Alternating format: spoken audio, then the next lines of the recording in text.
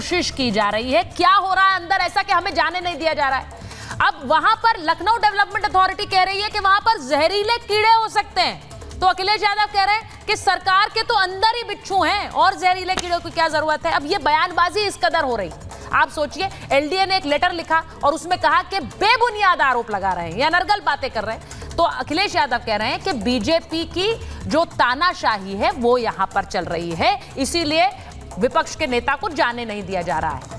वो ये भी कहा गया अथॉरिटी द्वारा कि वहां रिस्क है क्योंकि वहां पर सामान पड़ा हुआ है, वहां जहरीला कीड़े मकोड़े हो सकते हैं। वो ये कह रहे हैं कि Z+ सिक्योरिटी अखिलेश यादव की हम अलाउ नहीं कर सकते हैं। तो अखिलेश यादव कह रहे हैं ये बीजेपी की बंद सोच का नतीजा है कि किसी को जाने नहीं दे रहे। मैं सीधे सबसे पहले शिवम त्यागी और डॉक्टर अजीज खान के साथ शुरुआत कर रही हूं क्योंकि ये सीधे सीधे बीजेपी वर्सेस समाजवादी पार्टी। मैं शिवम आपसे पूछ रही हूं, आज आप लोगों ने, अगर आपकी सरकार ने अखिलेश यादव को जाने दिया होता तो शायद इतना बड़ा मुद्दा बनता ही नहीं। आज क्योंकि उन्हें नहीं जाने दिया गया तो उन्होंने इसका फायदा भी उठाया है। वो खुलकर कह रहे हैं कि तो इस सरकार को हटाइए। वो नीतीश बाबू से कह रहे हैं आप समर्थन वापस लीजिए, ये जेपी का सम्मान नहीं करते हैं। आप कर क्या रहे हैं इस सरकार में? देखिए सुचारिता जी, एक चीज़ मैं कहना चाहता हूं कि एक राज्य सरकार में होने के नाते हमारी जिम्मेदारी है कि प्रदेश के सभी नागरिकों की सुरक्षा जो है हम इंश्योर करें।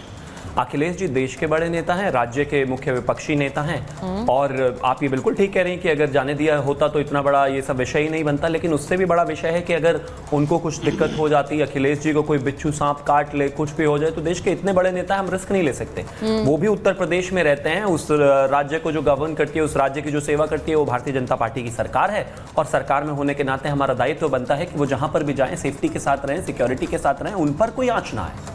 एलडीए ने बस छोटी सी एक बात कही थी कि जो स्ट्रक्चर है वो काफ़ी समय से बंद पड़ा हुआ है, वहाँ पर कीड़े मकोड़े जहरीले हैं, बिच्छू हैं, सांप हैं, इस तरह की वहाँ पर सारी चीज़ें हैं। तो आपसे गुजारिश है कि कृपया आप वहाँ ना जाएं। अब उसको ईगो का इशू बना के अखिलेश यादव जी अगर इस तरह की चीज़ें कर रहे हैं तो ये अपने आप में खतरनाक है। भाई हमें फिक्र है उनकी, इस देश में इस तरीके से पॉलिटिकल लीडर्स के साथ क्या क्या हुआ है उसमें नहीं जाना है। लेकिन अगर एक छोटी सी विनती उनसे की गई है तो मैं नहीं मानता कि अगर कोई व्यक्ति जेपी के सामने अपना सर अपने घर में झुकाए या फिर उनकी मूर्ति के सामने कहीं पर भी झुकाए तो वो कम जेपी का जो है मानने वाला हो जाएगा, या फिर गांधी के सामने अगर कोई राजघाट पर नहीं जाकर सर झुका पाता है तो इसका मतलब वो कम गांधीयन नहीं हो जाता। बापू के जन्म दिवस पर और उनकी पुण्यतिथि पर भी बहुत सारे देश के ज्यादातर लोग नहीं जा पाते राजघाट। इसका मतलब क्या वो कम गांधीयन है क्या, या कम जेपी वाले हैं? या फिर पंडित दीनदयाल उपाध्याय मार्ग पर हमारा जो ऑफिस है वहां पर बहुत सारे लोग जो है उपाध्याय जी की पुण्यतिथि पर या जन्म दिवस पर नहीं पहुंच पाते हैं पार्टी कार्यालय, राष्ट्रीय कार्यालय। इसका यह मतलब नहीं है कि वो कम भारतीय जनता पार्टी या जनसंघ या इस विचारधारा को मानने वाले कम है, नहीं, बिल्कुल नहीं। ईगो का इशू बनाया जा रहा है और वो ईगो का इशू बिल्कुल गलत है। दूसरा, जेपी के मूल्यों पर चलते आप हैं नहीं। जेपी का पहला मूल्य था परिवारवाद नहीं होना चाहिए, भर भर के कूट कूट के परिवारवाद है। जेपी का दूसरा मूल्य था कि भाई भ्रष्टाचार नहीं होना चाहिए, जिसके खिलाफ आंदोलन इतना बड़ा उन्होंने किया। भ्रष्टाचार भर भर के आपके पास है, आपकी पार्टी में आय से अधिक संपत्ति के केसेस आप पर लगे, तमाम तरह की चीजें हुई। जेपी का तीसरा सबसे बड़ा विचार यह है कि सामाजिक समरसता और सामाजिक न्याय होना चाहिए। उस सामाजिक न्याय में आज कल ही इन्होंने 6 सीटें अनाउंस की है, 6 में से 5 परिवारवाद पर दे दी। मैं एक चीज कहना चाहता हूं, जबरदस्ती एक विषय को इशू बनाया गया जहां पर हमें नेता की सिक्योरिटी के कंसर्न है, उस पर एलडीए पहले तो मैं ये कहूं कि आपको अखिलेश जी की बहुत चिंता है, सांप बिच्छू ना काट जाए। अब इस वाली बात पर अजीज खान साहब या खुद अखिलेश यादव कितना भरोसा करेंगे मैं नहीं जानती हूँ, बहुत चिंता है आपको उनकी। लेकिन अजीज खान साहब, जो मुद्दे की बात है, मुद्दे की बात यह है कि आप लोग बेवजह बात का बतंगड़ बना रहे हैं, ये शिवम का कहना है। 25 करोड़ लोगों की चिंता है हमें। अच्छा ठीक है, उन लोगों की चिंता है जो आपको समर्थन देते हैं और यूपी के लोगों की चिंता है। अब मुझे ये बताइए अजीज खान साहब, ये बात का बतंगड़ क्यों बनाया जा रहा है? पिछले साल भी यही हुआ था, दीवार फांद कर गए अखिलेश जी। इस बार सड़क के बाहर जेपी की मूर्ति मुलाकर माल्यार्पण करना पड़ा। इस सब का क्या असर पड़ेगा? ये सब कह रहे हैं चुनावी स्टंट है भाई।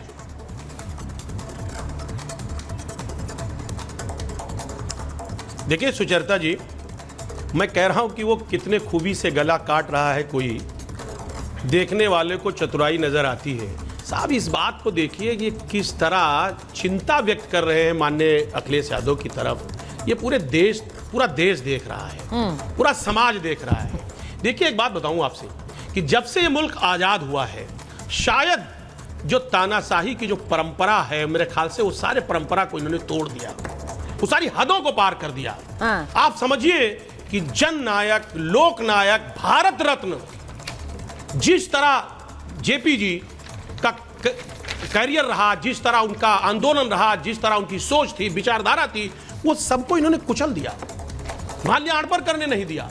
उनकी जयंती पे किस तरह, शायद मुझे लग रहा है कि इतिहास गवाह है, शायद किसी पार्टी ने इस तरीके का कृत्य किया हो आज तक, किसने नहीं किया।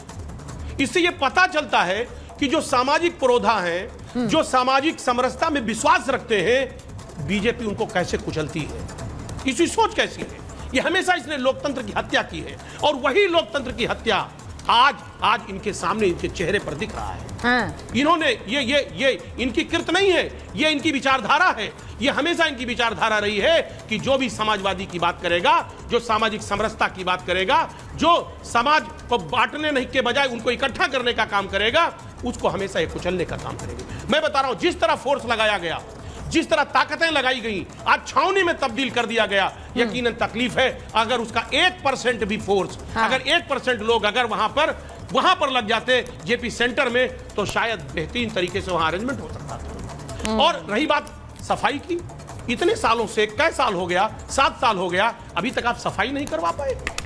850 करोड़ रुपए लगे हुए हैं। आपको जनता का पैसा है, उस जनता के पैसे को आप दुरुपयोग कैसा कर रहे हैं।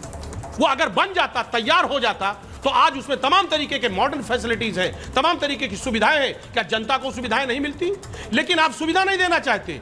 आपने कभी कोई चीज बनाने का काम नहीं किया, सिर्फ आप विनाशकारी लोग हैं।